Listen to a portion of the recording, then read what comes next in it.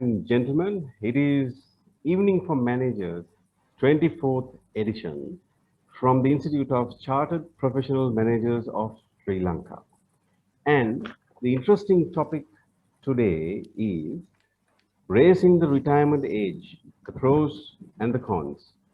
Recently concluded budget speech of Prime Minister Mahinda Rajapaksa, he confirmed that the age basically the retirement age has to move to 60 years. So we will go through this interesting topic as the raising the retirement age pros and cons for this Evening for Managers forum. Evening for Managers program is the highest, most viewed program with the over 300 participants usually. And it is the only program that discusses vivid topics, very objective and timely topics, um, enhance your knowledge tremendously. With that in mind, we have today President and founder of Chartered Professional Managers Sri Lanka, Professor Lakshman R. Watavala, who is the live wire, backbone and the strategist behind CPM Sri Lanka. Professor, good evening to you. Good evening. Right. And we have three brilliant people who's going to host this, what you call, very interesting topic today. And let me introduce the keynote speaker and the two panelists for your information. Right. We have Mr. Rohan Dunuvilla, attorney at law. And let me read out a brief profile about Mr. Rohan. How are you, sir, by the way? Thank you. Doing good. Thank you for having me. Right. Mr. Rohan Dunuvilla, after passing out from law college, he was enrolled as an attorney at law of the Supreme Court on the 13th December 2001.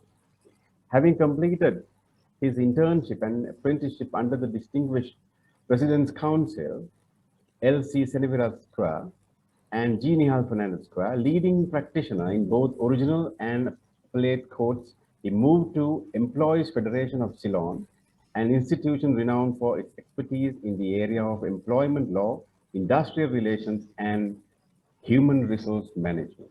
He rejoined the unofficial bar and worked as a counsel under L.C. Seniviratna, PC, and G.N. Fernandez, PC, during the period 2004 to 2011, consequent to which he was founding partner of Aquitas Legal in 2011. He has over 19 years experience in commercial and corporate law, employment law, construction law, and arbitration and general civil law.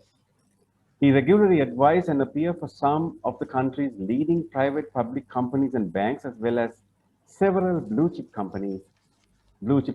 Since rejoining the unofficial bar, he has specialized in the area of industrial relations and human resource management and employment law, and at present is retained by several firms, companies, and banks in relation to the said area of expertise. So we have the keynote speaker, Mr. Rohan Dunavilla, attorney at law. And then we have two panelists, and they are, panelist number one, Dr. Dinesh Hamangoda, a veteran business strategist, right? And he's well-experienced professional with more than 22 years experience in the field of sales, marketing, supply chain, and business development, general management, including stints in two leading multinational companies in Sri Lanka. He started his career in 1998 as a junior executive at Sampath Bank, Treasury, and in 2001, he joined Unilever Sri Lanka as a management trainee.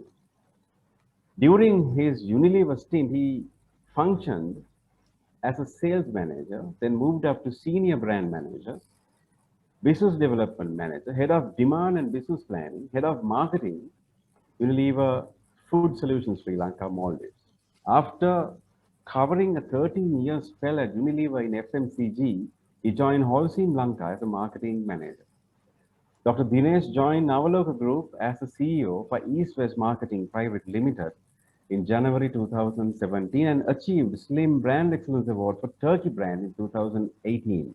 After successful 3 years at East West Dr. Dinesh is now currently the General Manager Sales in Hema's consumer brands uh, at the moment. During his 23-year corporate career, he has completed two foreign at Unilever Philippines and Unilever India assignments. Dr. Dinesh is a past pupil of Nalanda College, Colombo.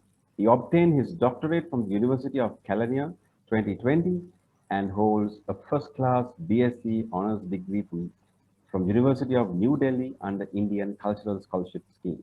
He also an MBA from Postgraduate Institute of Management and a professional banker with AIB qualifications and fellow Chartered Institute of Marketing UK.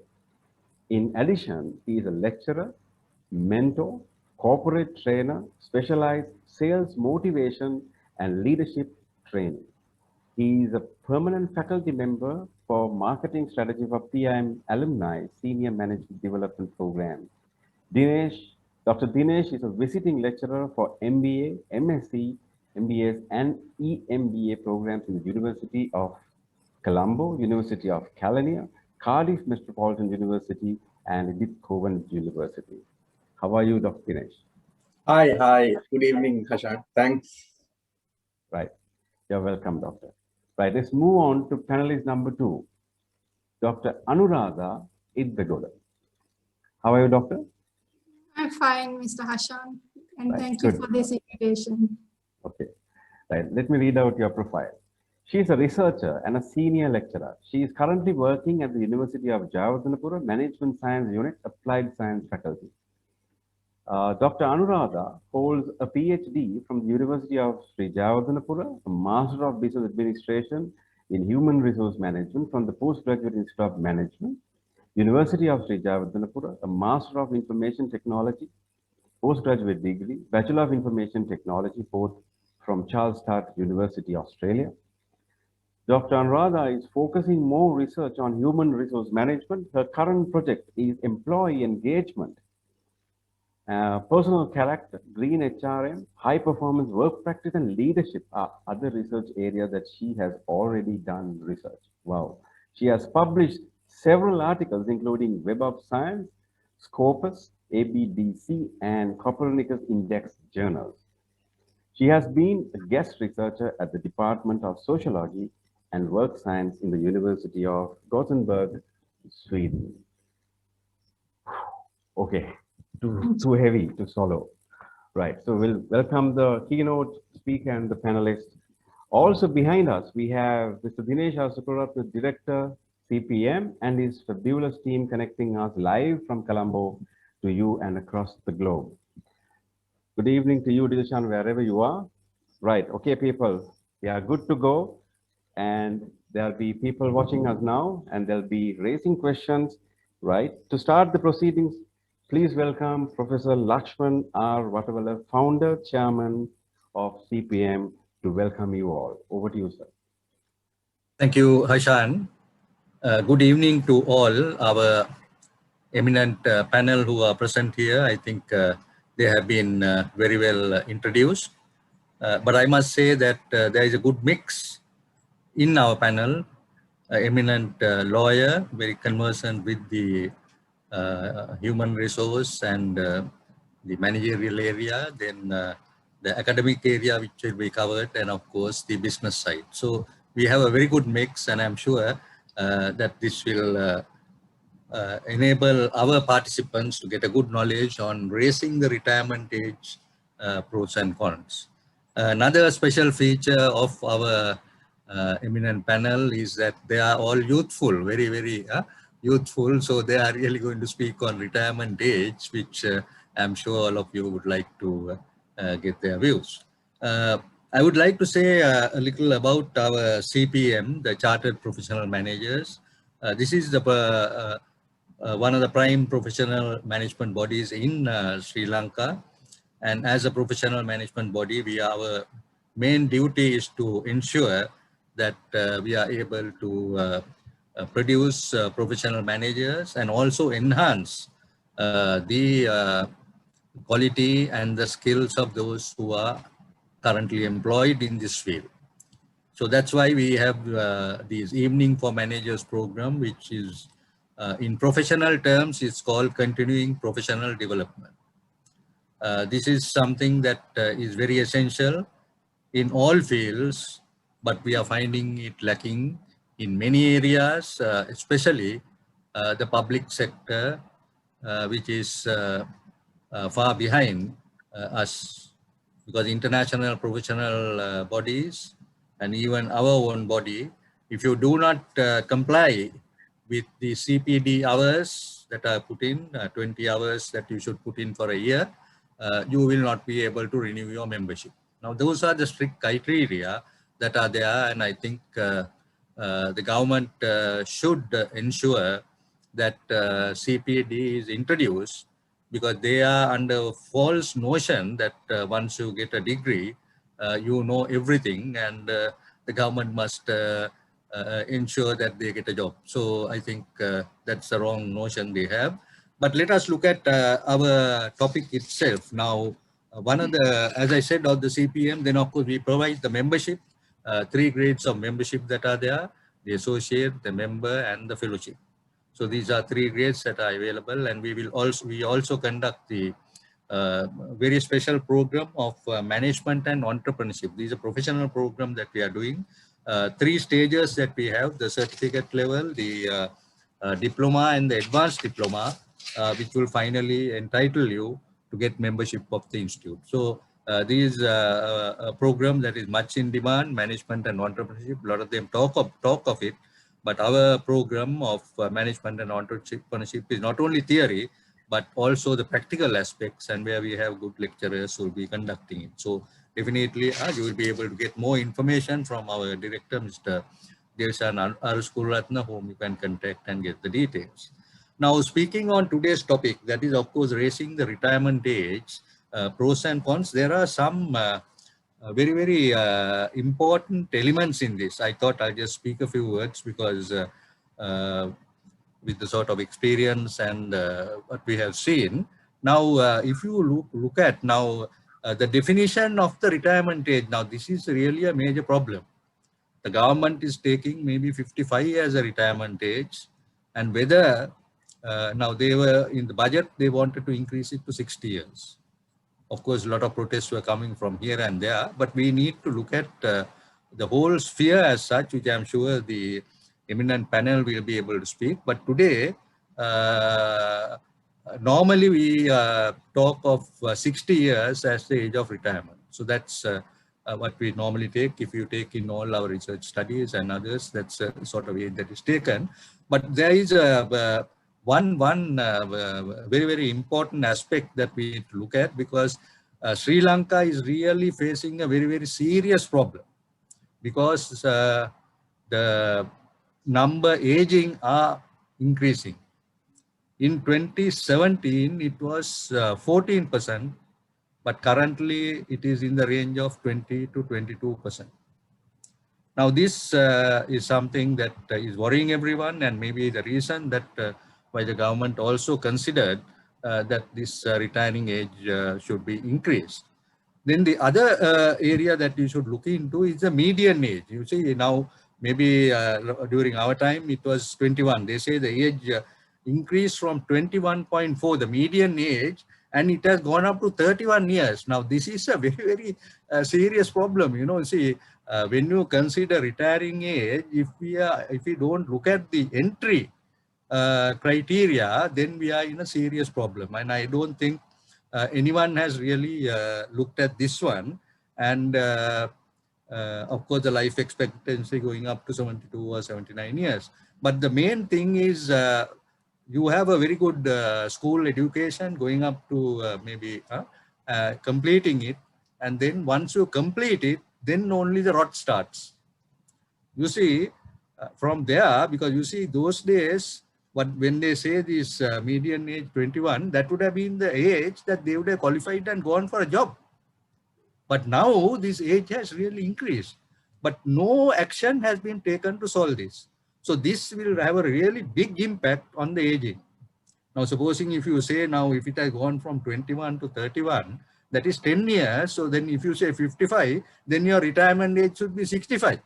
No, I'm just telling so that our panelists and the speakers will be able to speak on this. So we are really facing a very, very serious problem. And I think although everyone is talking of the school education, it is really not the school education that is really the problem in this country. It is the tertiary education. If they do not solve this problem, we will be in serious trouble. So this aging also one has to look because of family planning and other things that are done, but that also has resulted in a problem because it's not applicable to all in the same proportion. So there is another problem there which one may have to look into. So I think these are some of the matters that I thought that I'll bring to the notice, which I'm sure that our speakers and panelists will be able to handle. I'm very thankful to them for accepting our invitation. Also, our moderator, Hashan, who's been doing a very excellent job, and of course our director, Mr. Dilshan Alsuguratna, who's been really handling these matters and helping a great deal. And we have a lot of our members who are present here. Let me welcome them also, and also the others. And I wish this seminar a great success, and that we will be able to make certain recommendations to the government based on the seminar that we are doing now. That's something that we are now looking at, because everything that we do, we are looking at value creation. What is the value that we are creating if we have this seminar? What is the value that you are creating if you are working? What is the value that you are creating for the salary that you are paid? Now, this is how things are measured, especially in this COVID-19 pandemic that we have to go through. I hope everyone will be taking care of yourself, because this is very essential, because even the younger people are now getting the COVID-19. So which means that if you do not follow rules and procedures, then you will be in serious trouble. And these rules and procedures are not only in the health sector, but also in all other sectors like the management field. If we do not follow the rules and procedures, we will all be in a meeting. So with that introduction, I would like to welcome all of you and wish the seminar all success. Right, thank you, Professor Vatawala. That's a fantastic eye-opener. And with that note, I mean, you highlighted a key aspect, that is the aging population of Sri Lanka, plus the tertiary education is the real problem. It's not anything else. So this is a great eye-opener for the panelists to consider once the what we call when it comes to the later discussions. So with that, we will now open the chat box.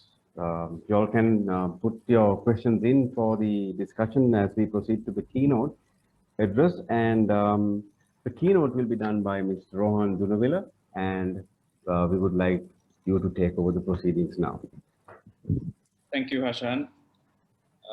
Thank you, Professor Vatawala. I think that the introduction was, as Hashan said, very informative. Firstly, let me thank the Institute of Chartered Professional Managers of Sri Lanka for inviting me as the key presenter to discuss the proposed new legislation regarding the age of retirement in Sri Lanka. The government's introduction of the age of retirement by way of a statute has its advantages and disadvantages, which we will discuss during today's webinar. It is important to note that the proposed piece of legislation is not unique to Sri Lanka, and a comparative study of other jurisdictions will further add credence to the decision of the government. We will look at that as we go along. Historically, in this country, the state regulated the age of retirement for government sector employees, with the freedom being given to private institutions to decide and incorporate an age of retirement in respect of its own employees.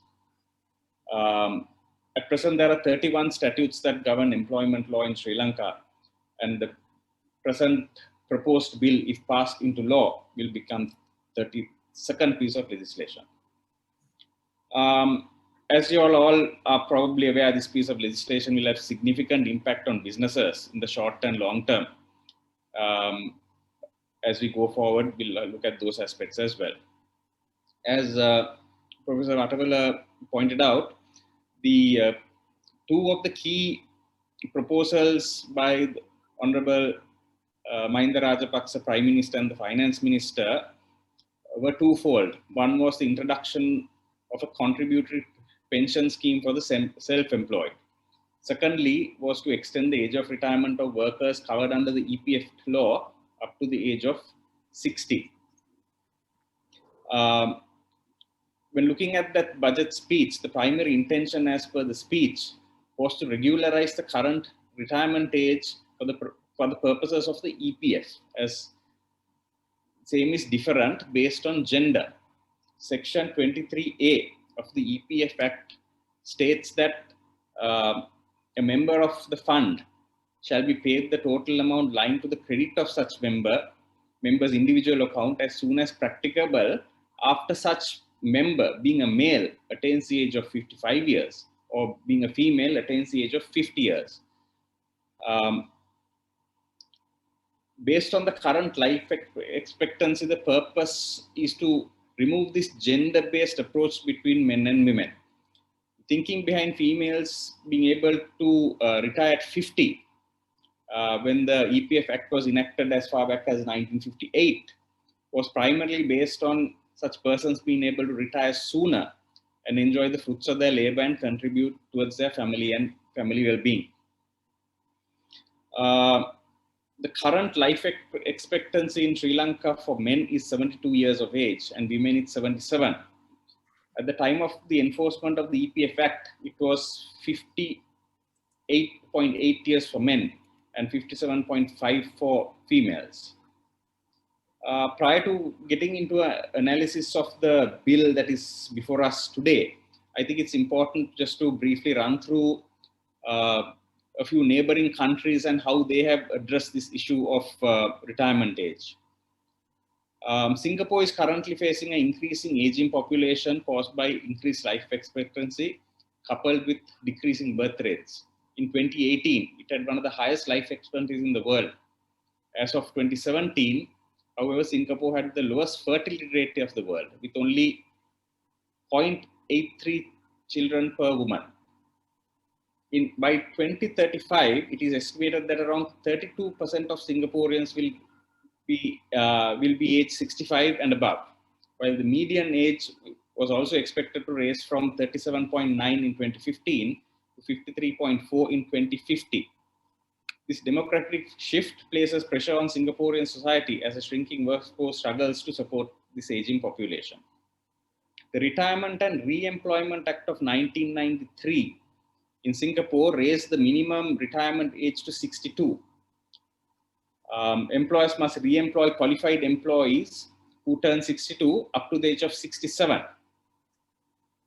The statute itself provides for exceptions. That is to say that those who are not having a satisfactory work performance or not being medically fit to continue in working.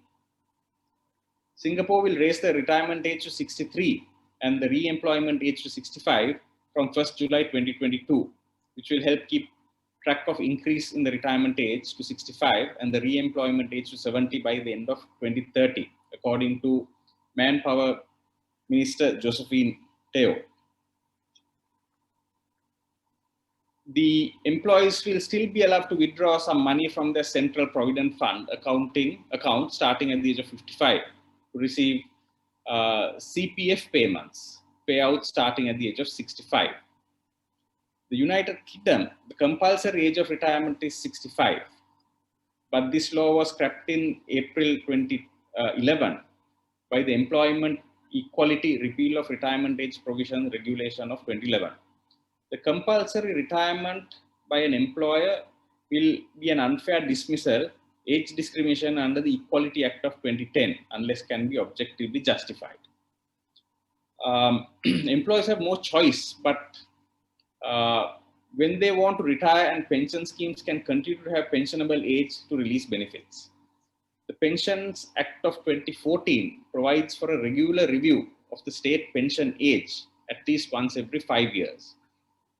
The state pension age has been undergoing radical changes since April 2010. Changes we will see the state pension age rise to 65 for women between 2010 and 2018, and then to 67, 68 for both men and women thereafter. There are plans to change state pension ages further. There are nearly 12 million people aged 65 and above in the United Kingdom as at present. By 2030, it is estimated that 1 in 5 people in the UK, that is roughly about 22%, will be aged over 65. In India, there are few pension schemes: Employee Provident Fund, Public Provident Fund, and other occupational pension schemes. As India has a large informal economy, 81% roughly of employment is informal in India. The National Old Age Pension Scheme is an important benefit for older people. The current retirement age in India is 60 years old. 60 years. It is at this stage that individuals can begin to withdraw their state pension.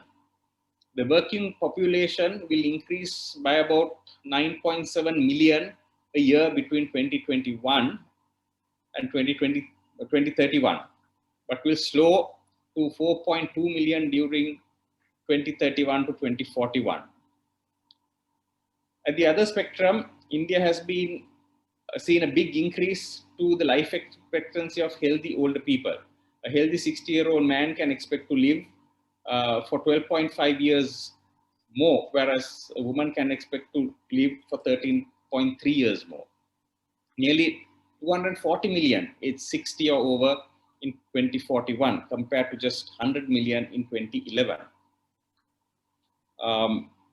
Retirement age in India, the current retirement age for most government workers in India is 60, although this varies from state to state. There have been calls to regularize this across the country. The private sector retirement age in India tends not to set a retirement age as such, like we have presently in Sri Lanka. Those that do tend to set ages between 58 to 65 of age, and this can be extended at the company's discretion. Coming to Sri Lanka, the proportion of elderly population in Sri Lanka is higher than in any other South Asian country. In 2001, over 9% of Sri Lankan population was over the age of 60, which is a relatively large elderly population for a developing country. During the period 2010 to 2041, it is estimated that the Sri Lankan population will increase moderately by about 9%, up to about 22 million. During this period, the elderly population, that is 60 and above, will increase from 2.5 million in 2010 to estimated 5.3 million by 2041, an increase of over 100% or doubling of the elderly population in this country. By 2041, about a quarter, that is 24.8% of Sri Lankan population, will be 60 years or above. Now, at present, the age of retirement of persons employed is governed by contract. Employers generally dictate the age of retirement depending on company policy and surrounding circumstances. We have seen that certain companies have stipulated the age of retirement at 55, with some going up to 60 or beyond. We have, however, seen that most companies, depending on the competency of the employee, tend to extend these contracts for a further period by way of a fixed term contract or rehire the competent employees on consultancy contracts and so on. On the contrary, the Establishments Code, Chapter 5 of Volume 2, the state sector age of retirement was set at 55 years of age, with extensions permissible until the age of 60 in certain circumstances. The government is seeking to now regularize this across the board, but a key feature of this new act is exempting state employees. In other words, their age of retirement will remain at 55 under the Establishments Code, with select employees being granted extensions up to 60 as the case may be. Let me quickly run through the proposed salient features of the bill. By Section 2, the minimum age of retirement age is set at 60 and shall override any and all provisions in any other written law, contract of employment or collective agreement. Section 3 says all employees shall be employed until their age of 60 years, save and except where employees are exempt under Section 7 of this Act. And if such employee has, if an employer has less than 10 employees in the 12 months immediately preceding the date of retirement of such employees. So Section 7 of this proposed Act seeks to exclude a certain class of people, and any employers who have less than 10 employees in the immediate 12 months preceding the date of retirement. Now, in terms of Section 7, the exempt employees will be employees of the government, provincial councils, local governments, societies registered under Cooperative Society Act, religious and charitable organizations, foreign employees, that is non-citizens who are employed in this country, trainees, apprentices, temporary workers, fixed term contract workers, seasonal employees, part-time workers, and daily wage earners. It also excludes domestic servants and drivers.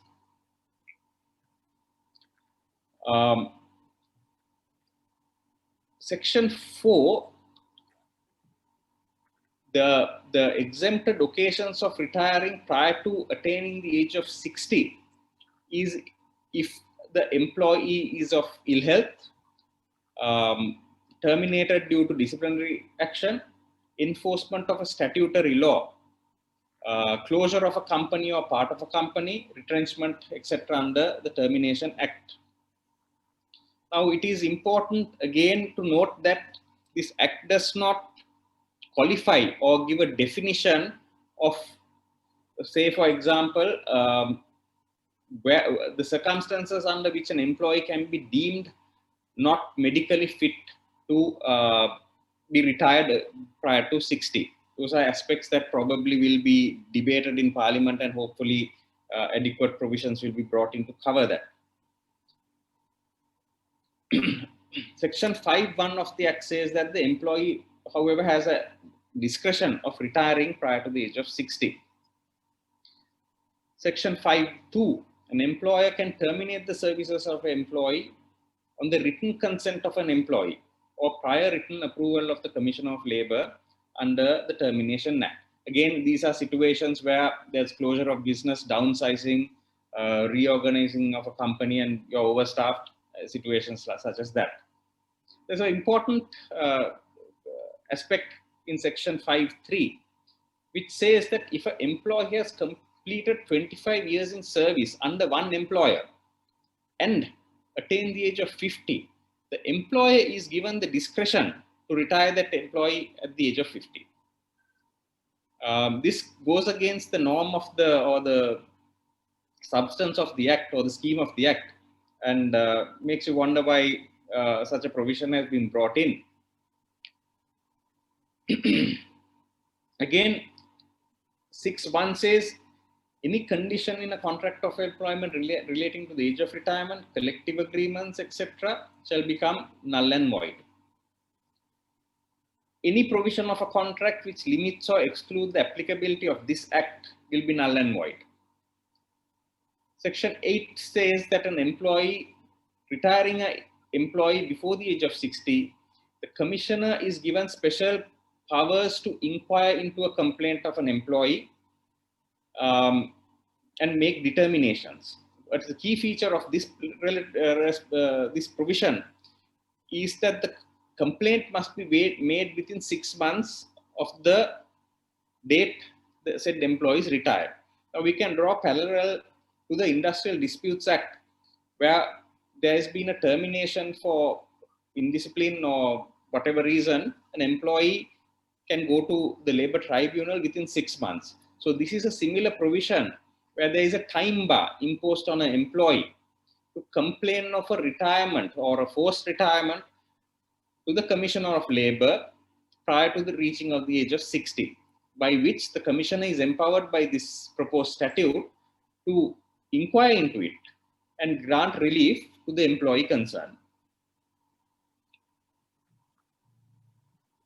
Section 10 deals with the relief the Commissioner can give an employee who has been retired prior to reaching the age of 60. The Commissioner General can reinstate such employee in the same position without a break in service and order the payment of emoluments due to such employee during that period. So in essence, regardless of the competency or circumstances under which the employee was terminated, save and except the exempt provisions that I referred to above, that employee essentially is forced back into employment, or on the contrary, the employee is forced to re-employ that person until the age of 60. In the event there is closure of a business or reinstatement becomes impractical, as an alternative, the commissioner is empowered to grant compensation based on the last drawn salary payable up to the age of 60. Now we see this again a parallel from the Industrial Disputes Act, where reinstatement becomes impractical if there is animosity, for example, between the employer and the employee. And reinstating such a person can have an adverse impact on the business at large. Now, Section 11 gives the right of an appeal of sorts to an employer aggrieved by the decision of a commissioner. Again, this is an important proviso to this section, which I will explain in a bit. This Act gives the power to the Court of Appeal to an action to be by way of a writ application. An employer can challenge the decision of the commissioner in respect of reinstatement or grant of compensation. What is important here is that this provision is in existence today as well in respect of any order of the commissioner under any of the 31 statutes that I referred to earlier. The important aspect here and a key deviation from the other statutes is that in order to make that application to the Court of Appeal by way of a writ application, the compensation ordered must be deposited in full with the Commissioner of Labour. In the event the order of the Commissioner is for back wages and reinstatement, the employer must deposit the said back wages and salary for the balance period until retirement into 12 times. So there's a massive financial implication here for companies where they have to deposit the computation of back wages and the balance period into 12 times. Upon that money being handed over to the commissioner, a certificate will be issued to the employer, without which the Court of Appeal is becomes in effect defunct and can't consider that application.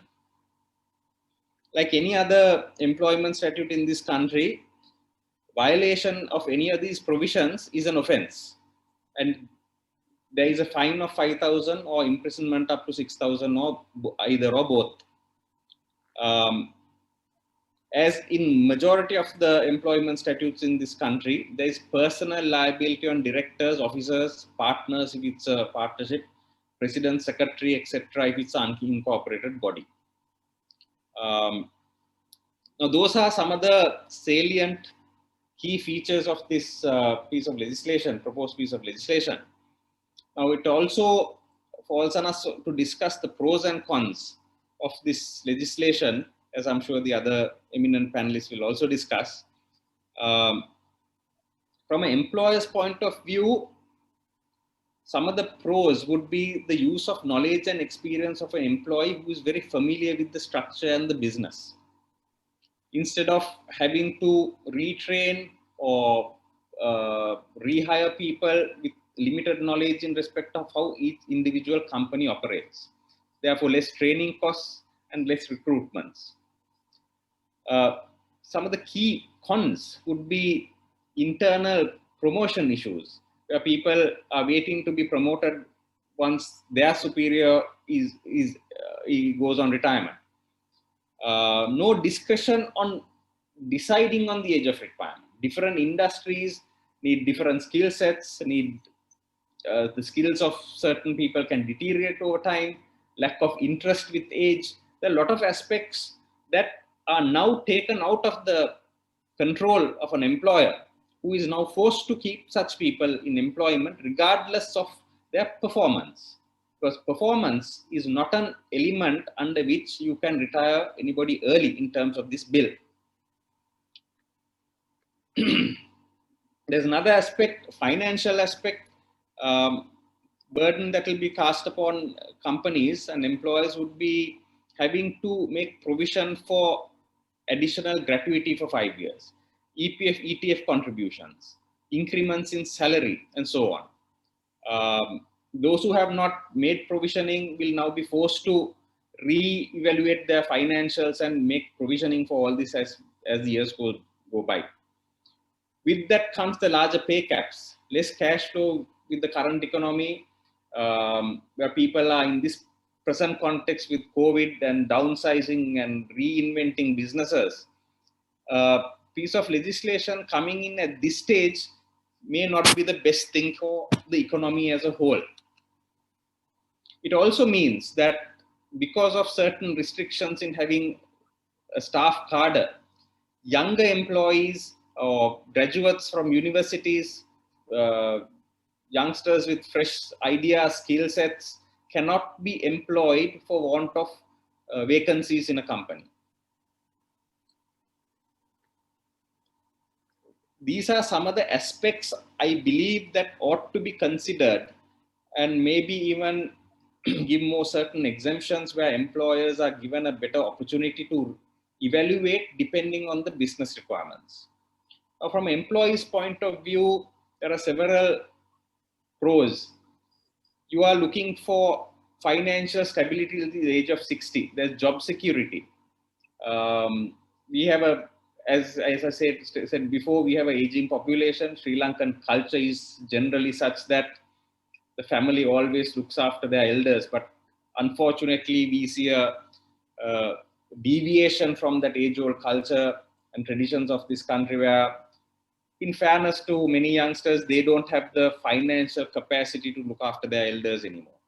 So this will take that burden of new couples, youngsters who have elderly parents who are employable now till the age of 60. With that comes enhanced terminal benefits by way of gratuity and provident fund and so on. The other aspect is in the Employee Provident Fund Act, like I said earlier, a female can withdraw her provident fund at the age of 50 and a male at 55. Like I said, in Singapore and other jurisdictions, there are options to withdraw at various stages depending on your requirements. So this bill is silent on that aspect. So technically speaking, there might be a conflict of laws here as to when an employee will be permitted to withdraw their benefits. The act is silent on that, whether they have to wait till now, till 60, in considering the budget speech. My understanding would be that all employees will be compelled to wait till the age of 60 to make withdrawals on their provident fund.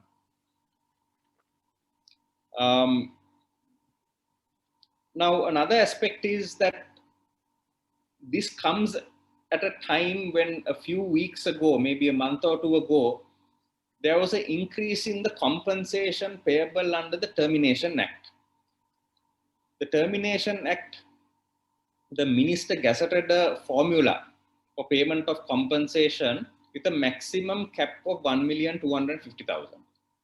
Now that was increased to 2.5 million, doubled roughly about 6 weeks ago. Now we have a situation where this bill will soon become law, and a lot of companies may need to look at retrenchment in order to meet certain business requirements. Now this also means that their financial commitment towards retrenchment has doubled. And in the event of closure of business, downsizing, restructuring, now there's a huge financial burden placed on employers now how to manage this whole situation. Now, another aspect is in the event the employer is of the view that an employee between the age of 55 and 60 is not suited to the business or lacks the required skill, such employee would have to apply to the Commission of Labour for TEVA for retrenchment. Now, again, this comes back to what I just spoke a few seconds ago. And again, the financial impact on companies or employers will be fairly prohibitive, and most employers may now be compelled to just keep people on till age of 60 without getting any productivity out of them, or the benefits that, or the workload that they intend to get from an employee. From a government perspective, some of the pros would be that the government can hold on to the provident fund, the funds in the provident fund for a longer period of 5 years more. As at present, as at the end of 2019, the asset base was something like 2,500 billion, which funds are generally used for various other purposes, development purposes, etc. The EPF and ETF will get additional contributions for the next 5 years, additional 5 years. Less social security, social benefits, healthcare responsibilities on senior citizens as they now earn till the age of 60. The burden of the government is essentially will be reduced in respect of those aspects as well. Another aspect that the government need to consider in enacting bills of this nature is the fact that the unemployment rate of youth coming into the job market is likely to increase, with less opportunities available for jobs in companies in the private sector as a whole. As a result, we may have a situation where job-oriented migration, brain drain, etc., will be heightened. We all know that it's prevalent as of now, but we are looking at possibly a bigger impact as we go forward. Some of the general concerns that I saw in studying this bill was that there is no clear provision as to who gets to decide, for example, whether an employee is fit or unfit for employment. Section 4 sets out that point, but it doesn't have a body or a authority that could determine this matter, and could obviously end up in a dispute.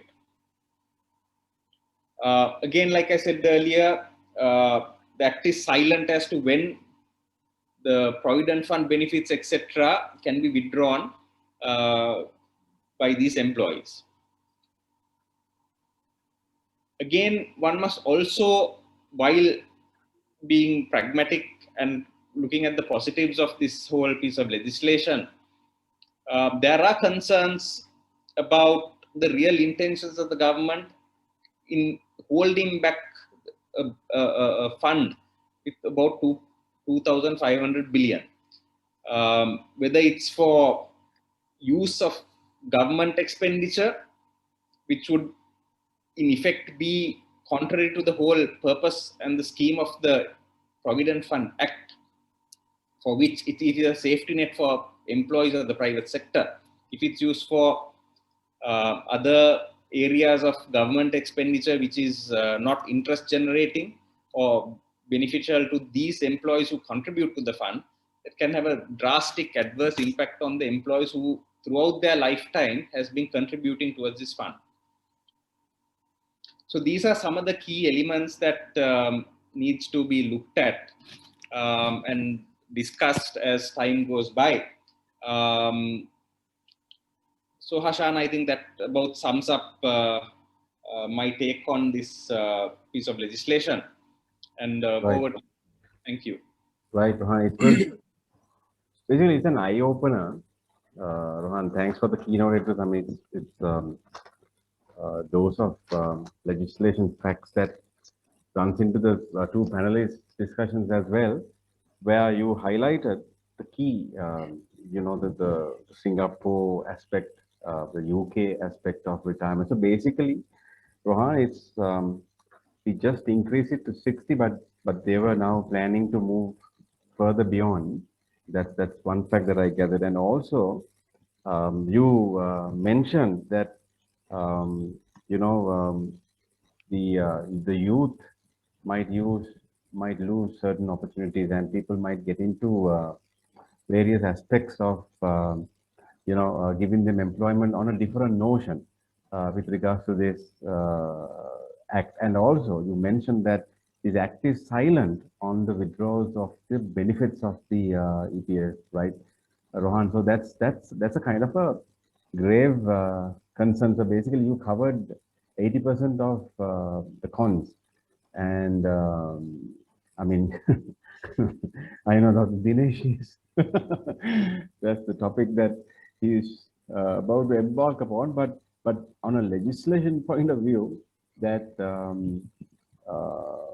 since we are supposed to discuss the pros and the cons, you kind of indicated that it can be a monstrous, it can be a daredevil action that can trigger a different aspect altogether. But in other countries, there are backups, there are plans that India is at 60, UK at 65, and Singapore going into 70. And also 2041, 5.3 will be the aging population with regards to Sri Lanka. Am I right, Ron, on that aspect? So basically, we are heading towards an aging population, and your categorization of the sections, which you might need to elaborate again on a point of conversation at the center of the whole thing, because it's vital. I mean, those sections. And one, Viva has already asked for a kind of a summarization of what you have told, because now these basically not in the news. These can be discussed only on a forum like this, right? So thank you, Rohan, for that. I mean, dose of legislative facts as the keynote address before I move into the panelists. So viewers can now post their questions on the Q&A or the chat box, and I will now move into Dr. Dinesh. You're a legendary character on the what do you call the private sector, Dr. Dinesh, and with your experience, you know, it's huge, right? So as per the notification in the private sector, the retirement age is now moves to 60, right? Can you explain the cons that can take place in the private sector, right? If you can elaborate as a private sector mastery, how this can affect the private sector or the cons, Doctor. Over to you. Yeah. Thank you, Hashan, Professor Watawala, and my eminent panelists, and all the participants who have connected online. And good evening to everyone. Yes, it's a good question, Hashan. In my 23-year, private sector life, I have worked for two, big multinationals and three blue chip Sri Lankan companies. So I have noticed, even you all have also noticed, there are few symptoms, you have noticed, which are not written in textbooks and in academic, those were not properly basically discussed. One is get into a situation like once you're about to, after you have given resignation, you get a anemia call, psychologically you get, basically resign. That means you don't do anything, substantial to the company. You don't at value basically after you have submitted the resignation. And if there are so many projects coming on board, you're not getting into the participation. So lots of things happening after you have tendered the resignation. Same, suppose you are few years to get retired. Suppose you are in the age of 50s and 52s, you get a symptom call, an anemia call, a psychological retirement. I have clearly seen this in private sector. In my 22-year career, I have seen many occasions. When you pass this 50, 52, 55 life, you psychologically get retired. You think like, few years to go, no promotions would come, no salary increases would come, no passion into work. When you're given additional responsibilities, you will some or other avoid those. And you will get into a lot of politics, and you're getting into a survival mode. You just want to survive till you retire. Then that if you're in a multinational, you won't be, nominated for expatriation. If you're, unless otherwise you're in assistant, deputy CEO level, you don't have ambition to get into the CEO. If you're a manager level, you will simply, give it up. So no innovations would come, I have seen this in particularly this lethargy component is purely coming into that. You're getting into a completely comfortable zone. And basically you won't, target for a career, progression, no educational qualification will be added. So it's coming to a standstill. So after you have become a basically non-value adding expensive asset to the company, and you're asking company to extend that 55 to 60. So what the additional cost to the company? And in addition to that, I have seen this generation gap. I mean, they are not conversant in IT. They don't want to getting into online. They don't basically getting into millennials. They hate. I mean, a lot of ego I have seen in private sector, with due respect to all my senior colleagues, because I am just speaking about the section of the senior guys. I mean, I have seen brilliant, people even working sparklingly in the age of 60 as well. But a certain, a majority of 50+%, I have seen this. And suppose you are asking to, a lot of companies are basically waiting till these people leave the organization. So if you're asking me to enhance by 50 to 60, if you're going to, lay them out, the VRS cost, huge cost for VRSs. So that will be additional burdens, the real con. And I can easily in private sector get a, young graduate, dynamic, passionate graduate, and get the same job done at a cheaper cost. If the senior guy costs me 100,000, I can easily get it done through an executive. I mean, even the tacit knowledge is speechless, but easily doable. With 75% cost reduction will be there. So if you're going to increase that 55 to 60, it will be an additional burdens to the company. Salary cost is very high, because if you're extending that 55 to 60, anyway, these guys will stay at 60. And another thing is, when it comes to the social life, not coming from the private sector, context. Now look at your grandchildren. Many of the grandchildren are, taken care of by the grandparents. So I know some families, some wives are waiting till their, fathers are getting retired to hand over the kids, because the maid cost is exorbitant. You can't maintain a good maid and look after your kids properly. So if you extend that to 50 to 60, that will be another social issue as well. And on the other hand, we basically in private sector we go through a lot of hassle and extreme tension till year of 55, and you're extending that to 60. You are not giving any break to your basic life. You don't get into meditation, in your recreation, any sort of a thing. I mean, no one will start such a thing in normal life. After they are waiting till after the retirement age comes. Another thing was, especially if you're releasing this type of people by 60, some are basically physically not capable enough to grasp a new learning curve. If you release them by 55, I'll give you a good example. These military officials, they are getting into new responsibilities. But if you ask them to come after 60s, they are not physically capable. But if you come into new learning curves after 55, you can grasp a lot of new things and get into a new learning curve, and they can sustain even up to 70. Another thing is, I think our keynote speaker also properly covered that.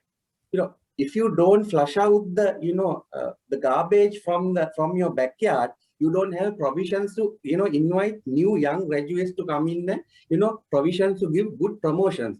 In this generation, Hashan, you would have also experienced, if you don't give promotion to even a younger guy who have completed 2 to 3 years, they'll leave the organization. So they want to be the CEO, at the age of 35. In my father's age, CEOs, the level was 50 plus. Now they want to be the CEO by 30 years. But in that context, if you're keeping that the expensive non-value adding asset in the organization, it will be a huge pandemonium. So those are the few elements from my side. Right, Dr. Dinesh. I mean, that gives a leadway. I'm so lucky to have.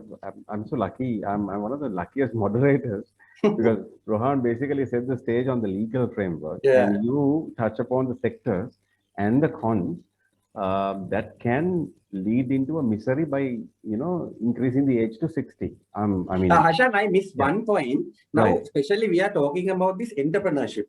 A lot of people are waiting to start on their own after the retirement. So if you extend that by another 50, no one will get into on their own by 60.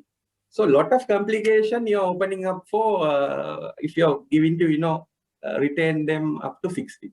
And Sorry. also, and yeah, you touch upon social issues. You know, it can cause a social issue where your children want you to retire quickly, but now you can't, right? Can't. And also stress levels, like you and I are sharing at the moment. Right? Are we fit?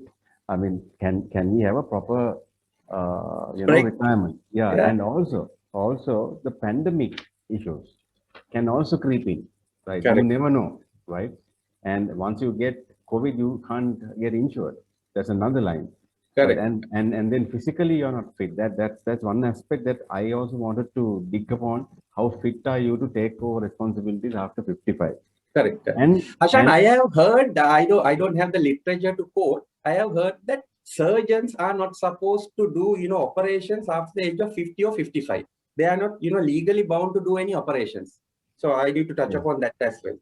Yeah. There are cases like that in Sri Lanka too, where you tend to move away from the frame like after like 65, 70, and you get angry when the patient wants to pull out a tooth and say, look, do it my way.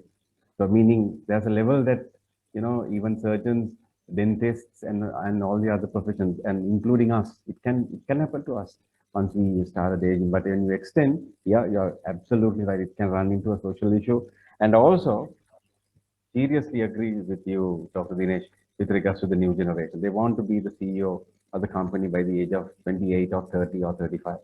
When we were young, our CEOs 55, 60, very matured, with gray hair. But now it's totally the other way. So, Dr. Dinesh, thank you for the eye opener. But you basically paved the way to Dr. Anuradha, who's a researcher and who's going to speak a lot about categorization of the whole thing, what the deeper subject that you just touched upon, right? So, Dr. Dinesh, thank you. And Dr. Anuradha, now this brings the question to me. Do you think raising the bar to the age 60 in our country will be a better move? That's number one. Number two, what is your view, since you're a researcher, based on employee engagement perspective, right? What is your honest opinion with regards to the categorization that just Dr. Dinesh touched upon? First of all, I thank Professor Vatawala, Mr. Dinwila, as well as Dr. Dinesh, as well as all the panel, all the participants. And thank you very much, Mr. Hashan, for these valuable questions. Actually, those are very valuable questions. And my view is we have to concern about the employees who has high level of employee engagement. Because engaged employees are only the assets to the organization, not the other employees. And we have to take some sort of mechanisms, case by case, as well as industry by industry, in order to extend the retirement age only for the engaged employees. And why I focus on extending the retirement age of employees who has high level of employee engagement, the reason is the consequences of employee engagement. The consequences of employee engagement are high level of employee job performance as well as high level of organizational financial performance.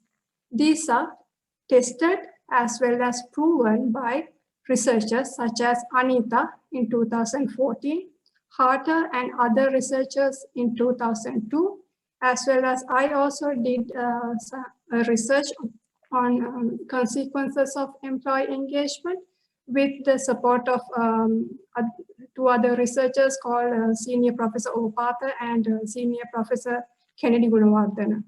And my view is if we extend the retirement age of engaged employees, not only the company or the organization get benefit, but also the employee, that particular energetic employee also get benefit because they can earn more, as well as that is a psychological factor. So they have okay, I'm contributing to the organization few more years like that.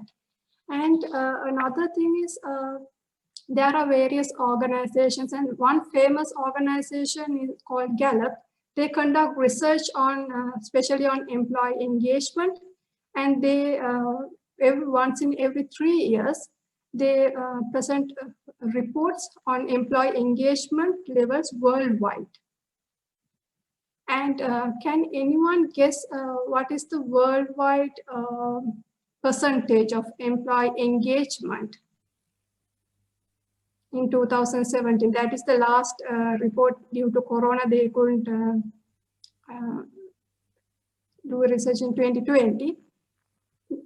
Can anyone guess what is the employee engagement level worldwide? Maybe 80, maybe 90, maybe 50? No, obviously it's 15%, 1-5, it's very low. Because that's why most of the panelists say they are about the burdens or the disadvantages. But if we have some sort of a mechanism to identify who are the engaged employees and extend their retirement age, then most of the problems will be solved. And this Gallup report identified 3 categories of employees, that is engaged employees, disengaged employees, and actively disengaged employees. And if time permits, I will briefly explain these categories. Another, let me disturb you. Can you re-establish those 3 categories again for the benefit of the viewer? 3 categories are, according to Gallup organization, their report in 2017, engaged employees, disengaged employees, and actively disengaged employees. Actively disengaged. Okay. Okay. Yeah. Please continue. Okay. Okay. Mr. Hashan, if time permits, I can briefly explain about the 3 categories. Yeah. Please. Please. Okay. So the engaged employees they are very innovative. They are very energetic, as well as they are very creative, and they are good team players, and their absenteeism is low. And nowadays we face some sort of problem, the retention of employees. They don't retain for an organization for several years. They quit. But the beauty of these employees, their retention level is high. And another thing, when we move with the people in the organization and when we work for an organization, since we all are human beings, grievances come. Some likes and dislikes come, arrive. And the beauty of these engaged employees is when they move with the society, they don't spread the negativity of the organization with the society. The engaged employees, they spread or they talk positively about the organization when they move with the society. And they take, and also they take an extra effort when they are achieving the organizational goals. And obviously the second category, disengaged employees, obviously the opposite side of these people. Then what is the third category? Actively disengaged. The word called actively, it's quite, the gravity is there. So actively disengaged employees are not only disengaged, but they are try to undo whatever the engaged people do. Whatever the engaged people do, they try to destroy. They are very dangerous. So those are the 3 categories of employees, and we have to concern and we have to identify some sort of a mechanism to retain only the engaged employees. That is my viewpoint. Right, Doctor. Oh, now again, it's basically the extension of Dr. Dinesh's cons area, because you made it our lives easy, Dr. Anuradha, because now we have 3 categories. We have engaged, disengaged, and actively disengaged, basically the criminal version of the disengaged. Right now, this leads to let's argue, 3 of us, and I hope Professor is also there. There are people posting questions now. I want to know, Dr. Dinesh, now. Yeah. He actively threw upon the engaged, disengaged, and actively disengaged one, right? Actively disengaged. Yeah. Now, how to get these, catch, select from your organization and retain them and get rid of the others, right? I just want to know what kind of a pandemonium will happen, and also the yardstick to measure who are actively engaged. Now, if the population, I mean, world categorization or the world, what you call percentage is 15%, imagine an organization, it can be 1%, it can be 2%, right? Considered to the world population. Dr. Dinesh, can you touch upon Yeah, how yeah. to maintain the Yeah, Ashan, this employee engagement, I truly believe Dr. Anuradha also properly, articulated in the academic context, because I have seen it has been proven, I have touched and felt that people who are disengaged are not properly adding value to the organization. Because I have been in many employee engagement, motivation sessions in many organizations, especially in Unilever context, because employer is doing lots of activities, campaigns to get this employee engagement fuel up, because otherwise if you are not motivated to value add, take the organization into next level. I mean, we do lots of activities, maybe parties, maybe motivation sessions, recreation, sports, lots of things to get people mixed and feel happy during the work hours. Then they feel and fuel to do addition, portion to the organization. Then the organization can, get the real growth, especially into innovation. All the stress levels will be, fade away. So, if you get this real employee engagement, it doesn't mean that you get into a ground and do sports, but they mix up, they get into a lot of cross, not cross-cultural, cross-functional activities. Marketing people will go into the field and do some research. People, sales reps who do selling out in the field will come to factory and do some projects, quality checking.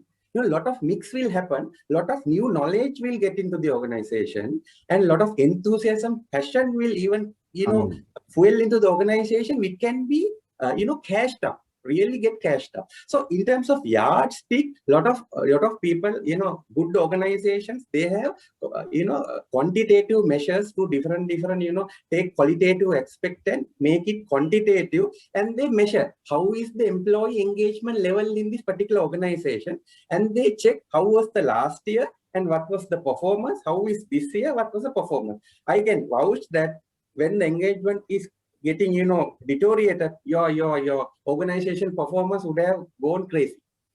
Right, doctor. Yeah, I agree. And yeah, yes, Rohan.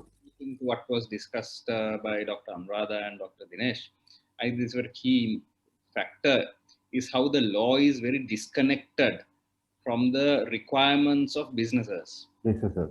We take a very archaic approach and try to make it all black and white. But as a practitioner, one of the key elements that I've always noted is how employer considerations, the requirements of the times, the business requirements, etc., are not really taken into consideration. And that's another aspect I see in this piece of legislation, proposed piece of legislation. It's very vague in respect of what was discussed by Dr. Dinesh and Dr. Anuradha. There is no provision, there is no mechanism in the statute itself, apart from saying, okay, going forward, age of retirement is going to be 60, you have to deal with it. There is no proactive approach being made available to employers to discontinue or take into consideration performance, etc. Yeah. And retain the quality people. Quality people, correct. That's a dilemma. Yeah, right, Mr. Hall. And Professor, I have one question for you. You have crossed many generations and you have seen people, right? And what is your view on tackling this issue of, okay, take them to the 60 number, 60th year of pushing them to work. I mean, after 48 or after 50, basically, it comes down. Certain people retain very strong, but for majority, I mean, research proves, like Dr. Anuradha said, it's only 15% of the world population that is highly engaged, meaning other people have basically given up or destroying the engaged people's work. Professor, I want your view as a veteran, as a very prominent personality in the country. You have crossed many ages, generations, right? What's your view on this? Let's argue. Yeah. Thanks, Ashan. I think I've listened to the different views. I'm sure that they are within what they say, but just to talk on the age itself, I don't know whether most of them remember that our earlier age was 60 years.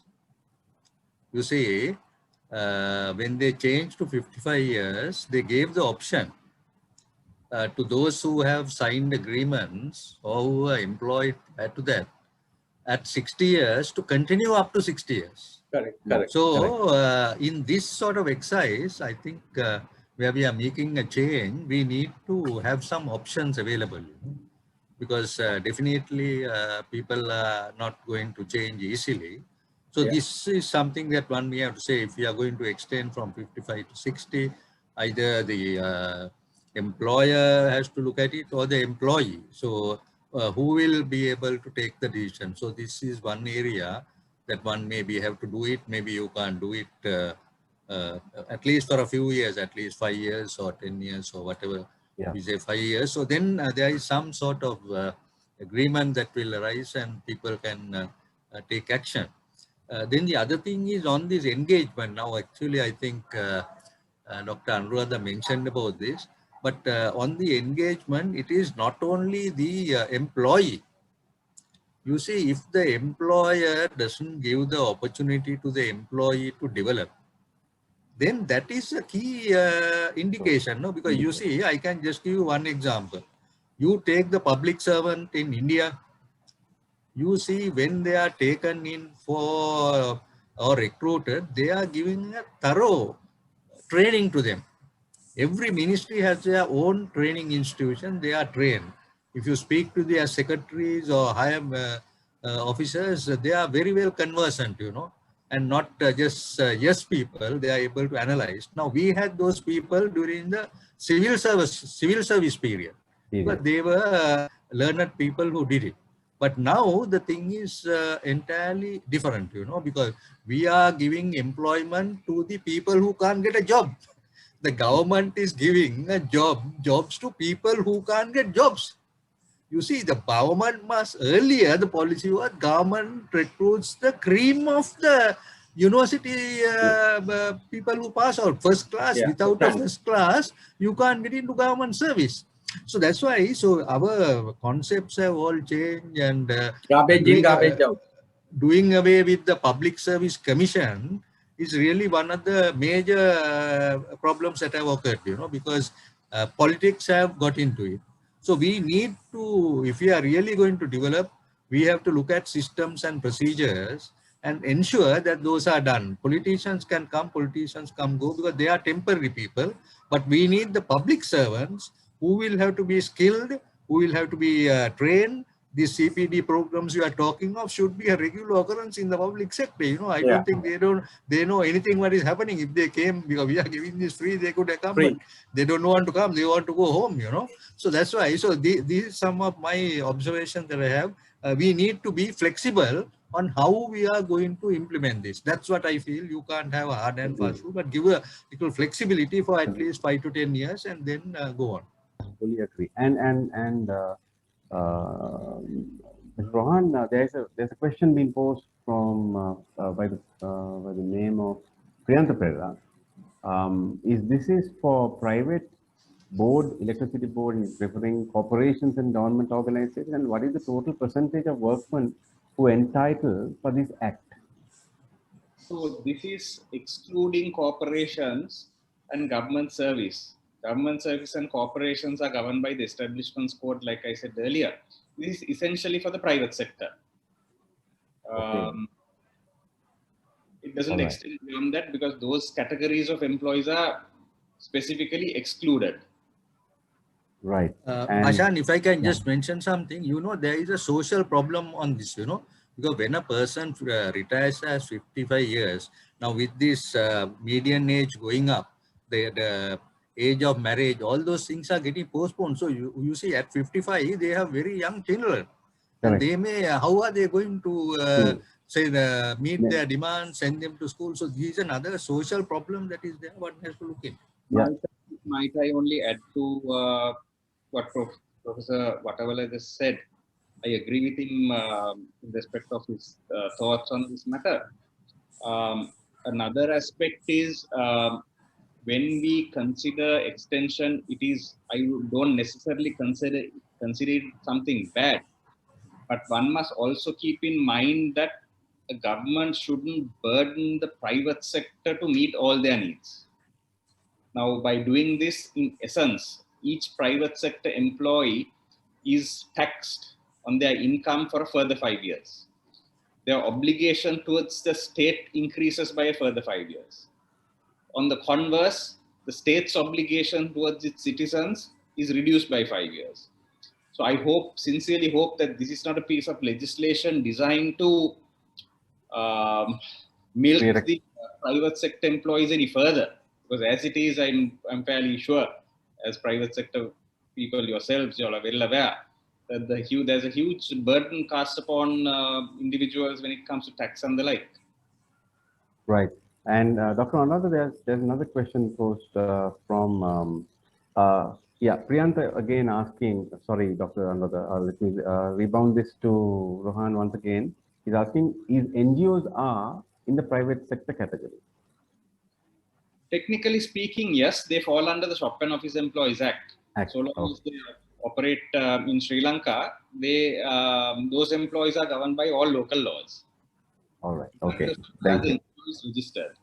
So there goes the answer to Priyanta Perra. And Dr. Anuradha, there is one question from an anonymous person.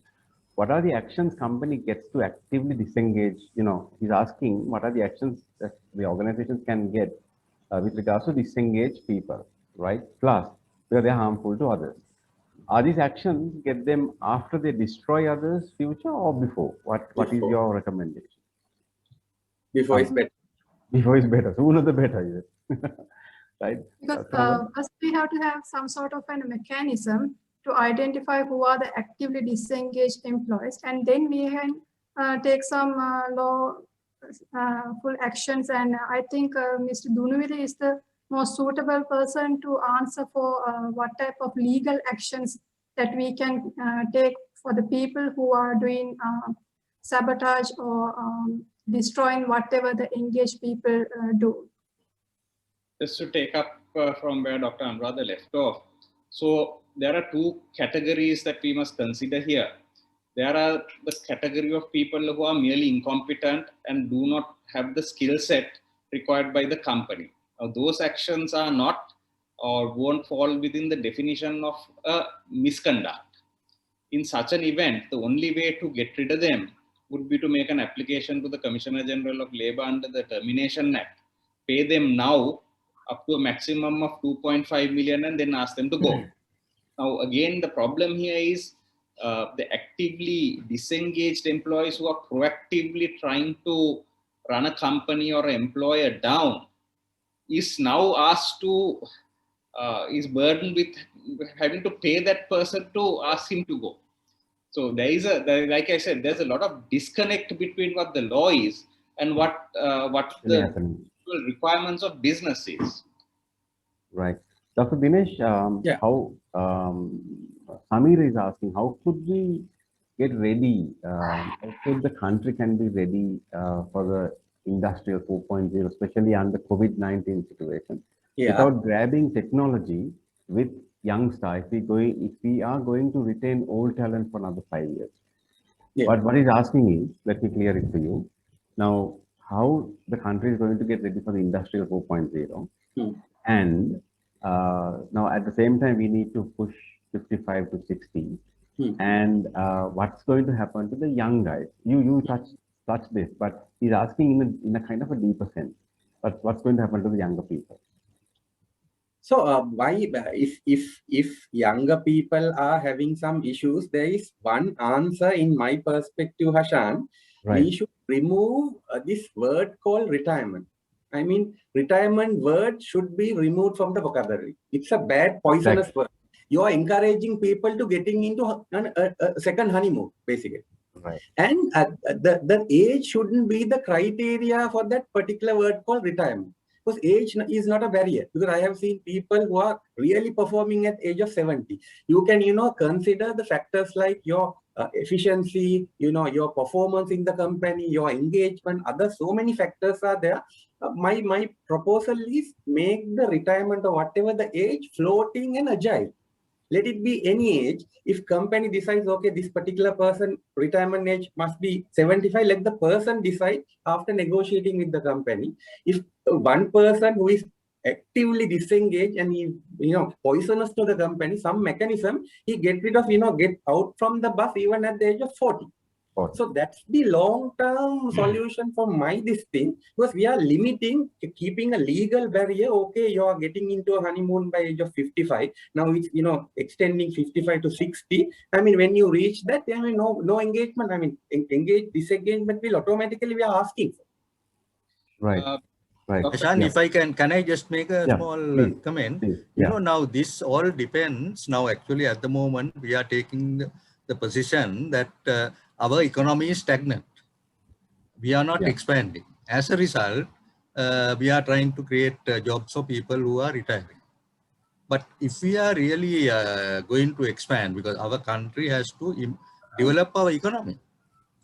Now, supposing if we have skilled people, now the younger people who are coming out, and then foreign investors and others come in, and they start new projects here, especially using the skills, because in the 1970s, when we started the free trade zones, we had cheap labor.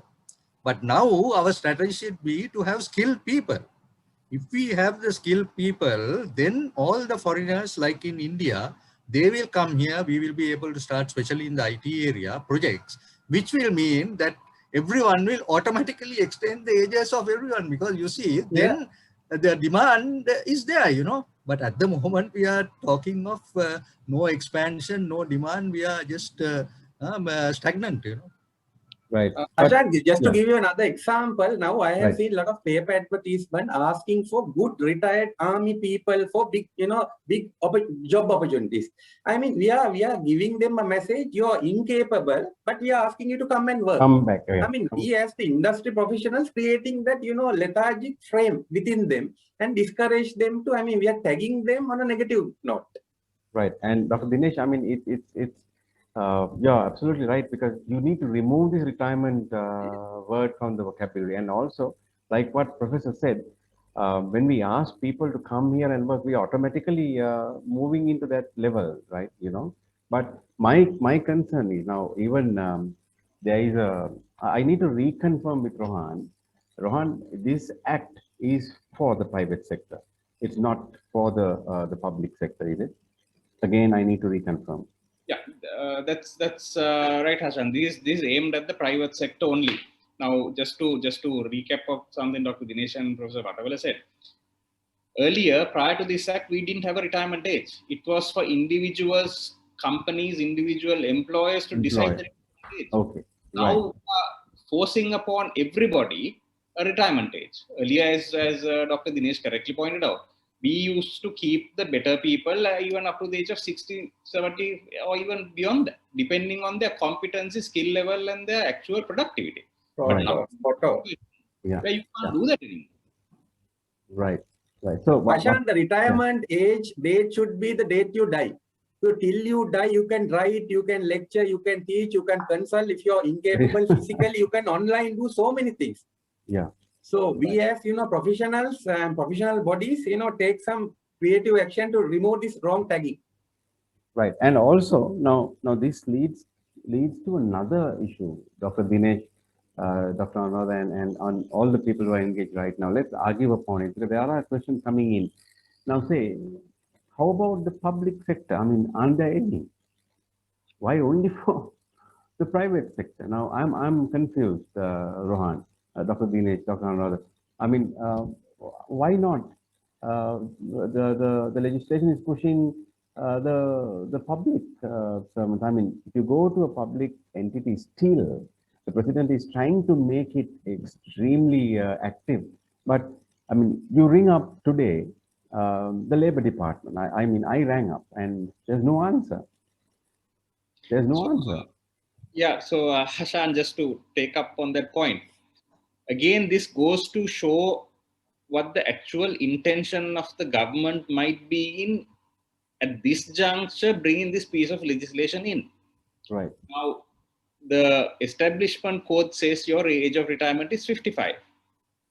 With a special provision there for each department head to decide whether a certain employee ought to be given extensions. Now, that is the system we had in the private sector as well. Correct. Now, Yeah. this is the question, why this act is coming in at this juncture, compelling private sector employers to keep a person till 60. Right. Okay. So, I mean, meaning there is a motive behind it. Well, one would have to assume so, because this is selective. This is not aimed at all categories of workers across the board. It is selective to the private sector. They specifically exclude the government sector employees from this piece of legislation. So, Mr. Rohan Dhunubila, now, is this act is it in operation or is it still under this? Not yet. It's at bill stage.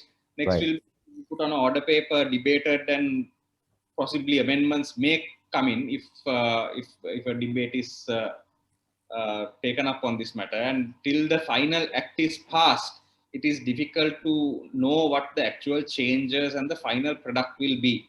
So we are going on a bill which is to be debated and amendments to be incorporated into it prior to it coming into law. Okay, so there goes the answer to Priyanta. And Gayan is asking, there are some employees who like to retire at 60, but at the same time, they are preferred to claim the EPF gratuity at the age of 55 due to their higher family commitment uh, at around the age 55. So the requests are already coming to consider retirement from the payroll at 55 to claim those benefits and to work another 5 years on contract basis or as a freelance consultant. These practical issues already there on ground, and you may discuss depending on your time availability with the panel. So Diane is asking a very critical question. Shall I throw this to Dr. Dinesh?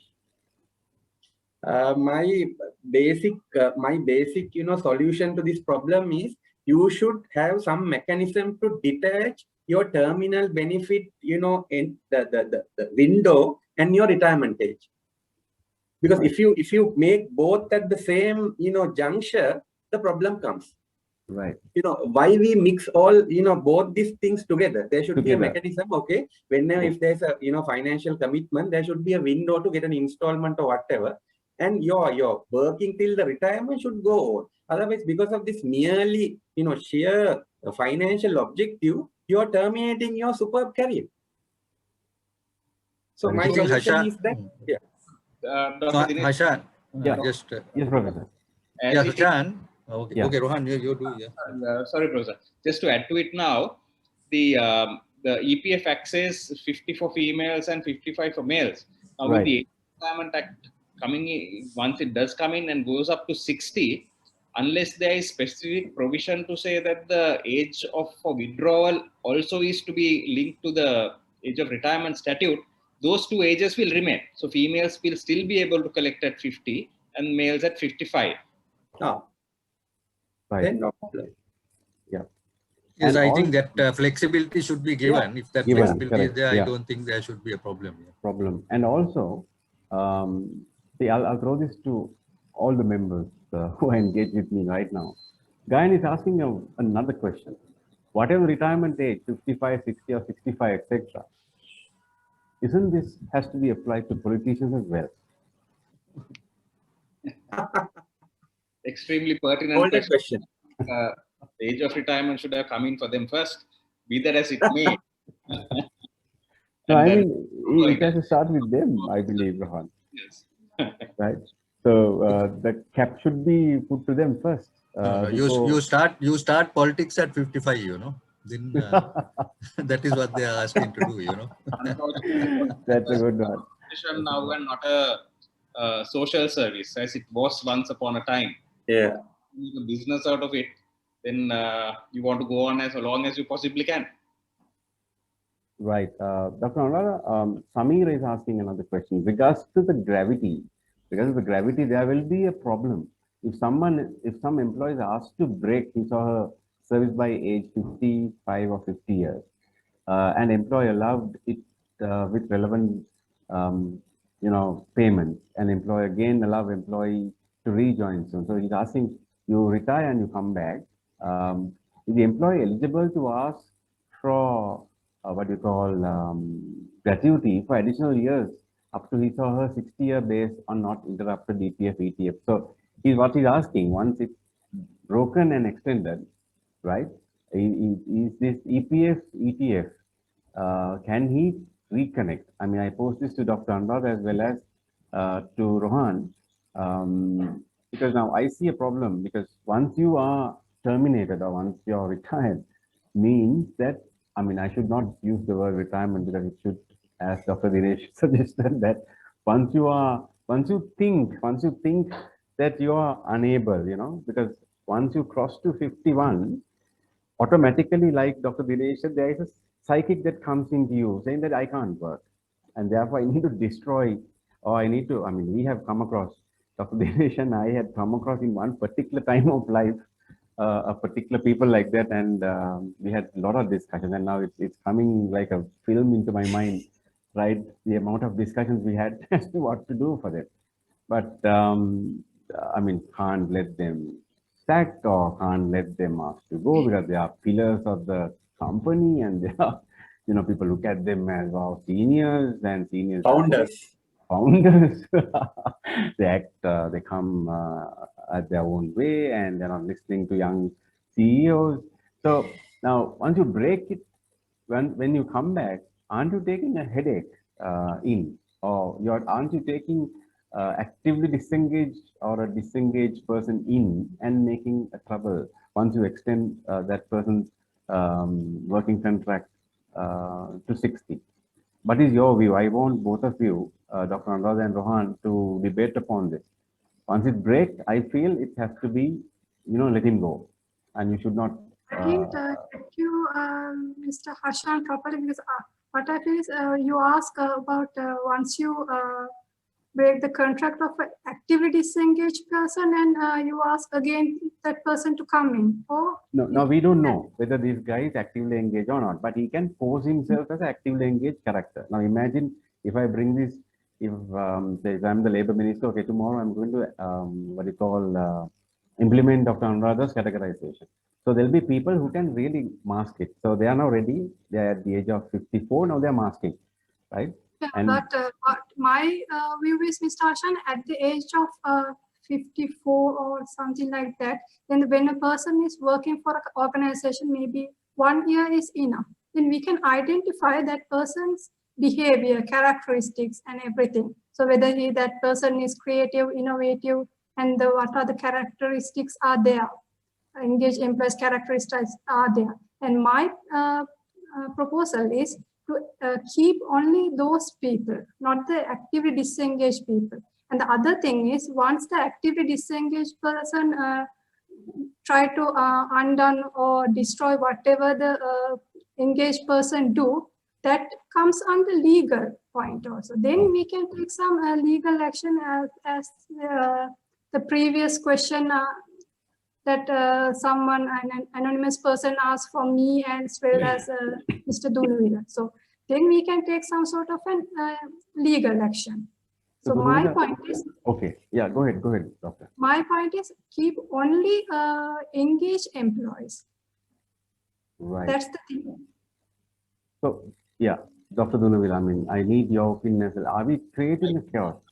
The question was that in the event of a cessation of employment at 55 and re-engagement thereafter for a further period of 5 years, whether you are still entitled to gratuity, etc., for the total period of service. Right. That was the question. Correct me if I'm wrong. Yes. Yeah. That is the correct question. What the gratuity act says is the minute you complete 5 years in service, uninterrupted service, you qualify to be paid gratuity. Now, a lot of companies I've experienced is that for various reasons, employees retire at a certain age merely to collect their gratuity check. There is a break in service. The following day, they are re-employed under a different EPF number and continue to work till retirement. Okay. and then the period taken in for consideration of gratuity is that second period. That's how generally it happens. We have also seen instances where people do that, have an artificial break, as I call it, come back to work the following day under a new number. And when things get bitter between parties, they say, look, my employer forced me to retire for whatever extraneous reason, but I am being an employee for 20 years as opposed to the 5 years that he's worked after the break. Right. Commissioner of General of Labour will inquire into it and say, yes, this is an artificial break.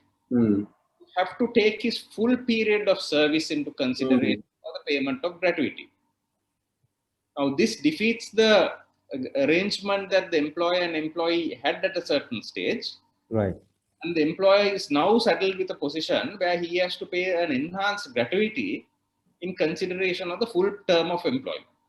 Right. This is a very common issue a lot of employers have. So to answer that question, if you're having a break, you have to have a meaningful break.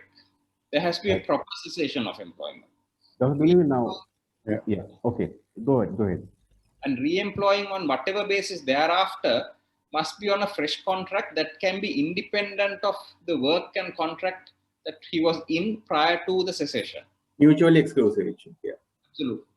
Right. Dr. Dunivila, there's another question that, like Dr. Anuradha said, okay, once we categorize these people and once we identify, okay, these guys are actively engaged, but these guys are not, they're actively, but they are basically disconnected. Now, when we try to segregate these two categories, on the lines of retirement age, aren't we creating a legal issue? Yeah, Mano. Are you joining today's meeting? Yeah, I am at I didn't get the seminar where I am now, involved at the moment. What time are you all starting this? It's already started. Dr. Etienne will be joining. Okay. Now, as Dr. Anuradha said, we are supposed to categorize and select because it's only 15%. I mean, if you apply to a company, it can be, if you take, say, 1,000 employees, and it's only 15% of who are actively engaged. Now, when we categorize them through a very stringent evaluation process, and we ask others, okay, fine, you can leave, or we give them a kind of a process to leave, aren't we creating a kind of a pandemonium with regards to the legal aspects of it? Yes, now we see that even today, that's the whole idea of having evaluations, human resource development, the area of human resources has developed to such an extent where we monitor, evaluate employees almost on a daily basis. So at the end of the year, once the evaluation is done, there is a rating system, there's active employee engagement in giving his or her input into that evaluation. So it's not a unilateral evaluation that we have in most cases. It's a bilateral evaluation system where both parties can come together and agree, okay, this is where you are at this moment. Right. Now, Okay. the issue is when that agreed rating is not suitable for the company. What do you do next? So if it's a performance related matter only, for example, you're expecting a rating of 5 and you have a rating of 2, and you essentially means that you are not up to date or you can't keep up with the business requirements. What do you do next? Situations like that, you can't ask an employee to go home. Unfortunately, we can't do that because there's a positive rule of law under the Termination of Employment Special Provisions Act, which says employees such as those employees must be terminated with the written concurrence of the Commissioner General of Labour. Okay. If it's a disciplinary matter, if it's ill-discipline issue, then not a problem. Employer can take whatever action they deem appropriate. Now, when you go before the Commissioner of Labour and try to position yourself and say, these are the reasons why we can't have this employee anymore, the Commissioner still has the discretion to decide whether the application made by the employee is valid or not. The Commissioner can come to a finding and say, no, we think what you're saying is utter rubbish, you keep the employee. Now then, what is the position of the company? Essentially, you're forced to keep in employment a person that is, in fact, is not suited. So that discretion with the commissioner, my personal belief is that while that discretion, some supervising authority should remain, it should not be the sole authority, because an employer will not reach out in general circumstances unless there's some animosity between parties. 99.9% of the time, it will be a genuine application to the commissioner to say that X is not suitable for this company any longer. Okay. And should the employer have that freedom to make that determination? At the end of the day, it's not a charity. It's a profit-making venture designed to make the most amount of profits for the shareholders of the company. It's simple as that. So why are we having another body saying, no, you have to look at a social element of that? There are pros and cons. We can argue about this for days.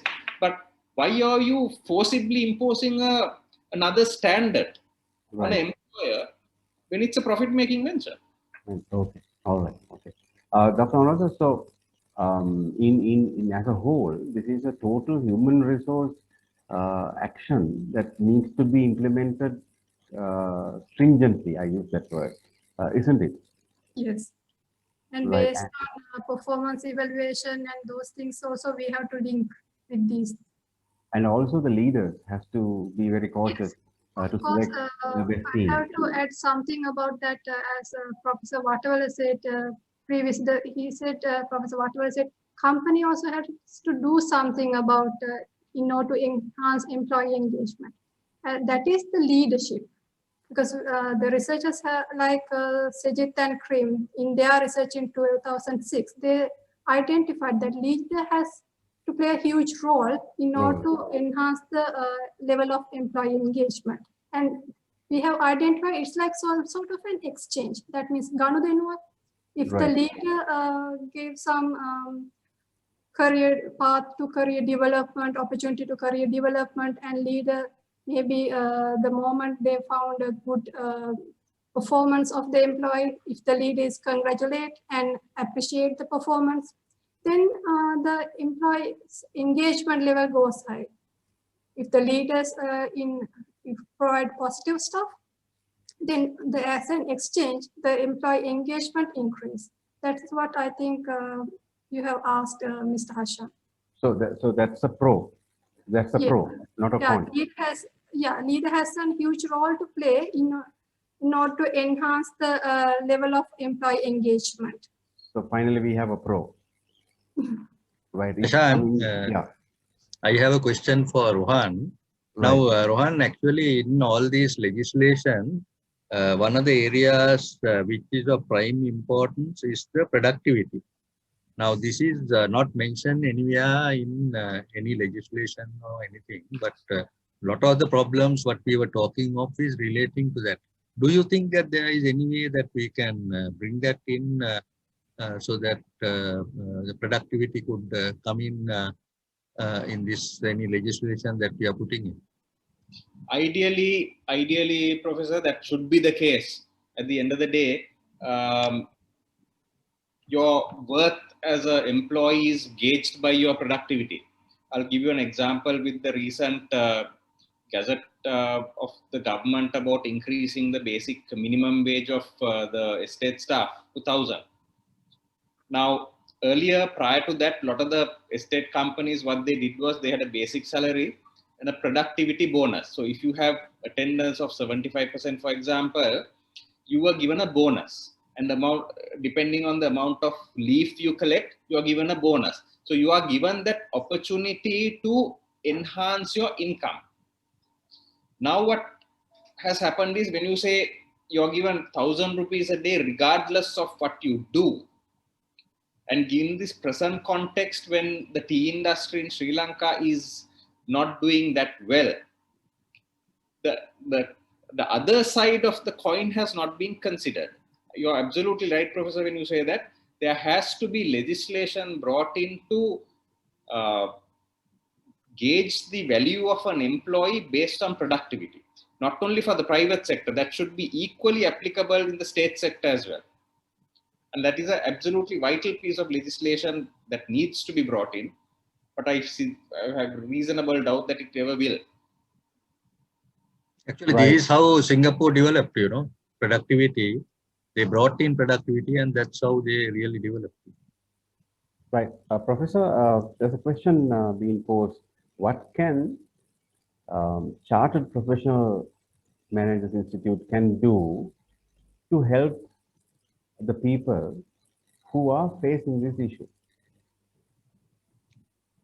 What, as an entity, what we can do, how we can help nationally to get these non-active or non-engaged to engaged level as a institute. Because what we are doing today is also getting our members and others involved who are doing it. But if you see really on the other areas, it has to be what we are. Anyway, the same CPD area will apply, you know. Training and development is the best method by which we can really improve ourselves. Without that, it's really going to be very, very difficult to do it. Right. And Dr. Dinesh, Shirante is asking, he says like this, just my opinion, a private sector employee who is aspiring to be an entrepreneur once they retire, because he or she will have the capital through the provident fund, will be denied or delayed by raising the retiring age. We must encourage and produce more entrepreneurs who then will be more beneficial to the country and economy. Correct. So I'm totally in it. Right. By leaving this age 55 as the retirement age, country will benefit on both ends, meaning the younger guys take the companies forward and the age get into entrepreneurship. And this is just my thought. What do you think? I think that's a good concept, Hashan. We should, foster entrepreneurship in this country. So my philosophy is, while if possible, even at age of 55 or whatever, you think of something entrepreneurial. If government or companies can release that money, at least, after 50 or 55 or whatever, in installments to people to getting into, self-employment and other, entrepreneurial activities. I mean, private sector and government sector would foster that. And my philosophy is, till you're being employed in private sector, government sector, you have a business plan and slowly initiate certain, concepts while you're properly retired or out of the work. You can, highly get engaged in that. So don't wait till you're, 60 or 55, that age, to think and initiate that. So if as much as possible, we should encourage company to release that money in installment. So by the time he's physically, inverted commas retired, they are on it. I mean, not as the first day of their self-employment or on their own. They have some sort of a company to, develop. That's my philosophy. Right. So one final question to, including me. So raising the retirement age, now 80% or 70% of the conversation, we talked about the cons or the possible issues that can arise. Excluding what Dr. Anwar said, what are the other pros that you will see as panelists, and including me? I'll also put my 2 cents into this. Any pros that we can see once we raise the bar to 60? Now, example, I read in a foreign article, they say, okay, at 55, you're mentally agile. Physically, you might not, right? At 60, you're seriously matured. So organization needs your thinking to move forward. So that's one side of the positive side of this thing. Number 2, mentoring. You can take the professionals who are aged and how they have disciplined themselves. I mean, what kind of actions they have taken to lecture the young leaders who's going to take over. So likewise, physically, you might not, but mentally you're extremely powerful. And on contrary, on the other side, there are veterans who are still going strong physically and mentally even at the age of 70, even at the age of 75, even at the age of 80, they are still holding together. Now, if I can refer to a character in Sri Lanka, there's a eminent cricket legend or coach called Mr. Nelson Mendes.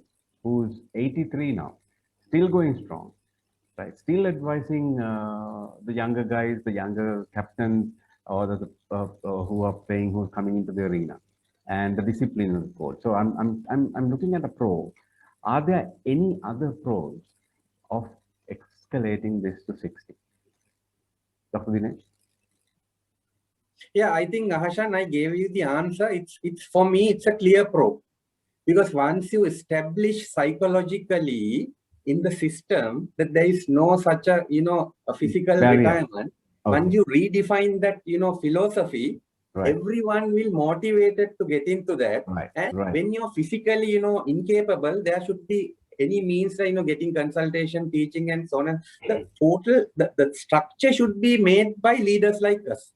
Okay. Give them the opportunity to. If you can't walk, there are some certain, platforms you can work. Online Exactly. platforms are there. So Okay. it's a clear pro. Your date of death should be the retirement. Retirement. Remove Yeah, this retirement, what do you call, word from the vocabulary and start thinking positively. You can't retire. Super. So And once you retire means you're physically giving up. disengaged with the community, and your mental capacity will be deteriorated till the time goes on. So if you're not physically and mentally active in the society, you're psychologically detached from the total system. Okay. Dr. Anuradha? Yeah, I totally agree with Dr. Dinesh and Mr. Hashan, because if I give an example from my field, like that the academic field, there are a lot of good professors and senior professors. If we ask them to retire, then the younger generation will not get an opportunity to get their knowledge as well as the experience, because that is why the retirement age is quite problematic, and that word retirement we have to remove, as Dr. Dinesh said. Right. And Mr. Rohan? I do agree with those sentiments of both Dr. Dinesh and Dr. Anuradha. Even in my field, we see that the most senior lawyers who are well into their 80s, yes, they possess and their capacity to teach a new generation of lawyers is phenomenal. If you just put a number and say from tomorrow you can't come to work, it's a huge loss to an industry or to a profession. So I don't think we should label anybody and say this is your age of retirement. I completely agree with that. One downside is if at all, is when it comes to actual physical work, where people are engaged in a more physically environment. It's not a problem at all. You can go up till the day you die. We've seen that. We've seen a lot of speakers talk about this. So that knowledge, the intellectual, the experience people of age have, is you can't compare it to any knowledge that you can gain from a book or watching a YouTube. Correct. The tacit knowledge, yeah. Right. Professor, last but not the least. Yeah, I quite agree with what was said by all, because there are certainly positive factors. But even if you look at the one sector that was left out was the public sector, say 1.2 million or 1.3 million public sector, and maybe 2.6 million in the private sector. So 50% in the public sector. I think they also need to be considered, because otherwise there can be a major problem that these positive things, if they are going to extend, it has to also come from the public sector. And if the government is making some decision without looking at their own self, the government side, they are now only looking at the private sector side, so which means they need to listen to the private sector in order that the benefits will be given to everyone. So I feel this is a good thing, especially with the aging population. And we should work it out, but beneficial to all parties, not just trying to impose something, but it will be beneficial to all parties. Right, Professor, thank you very much. And this brings to the end of Raising the Retirement Age, Pros and the Cons, the 24th sector of CPM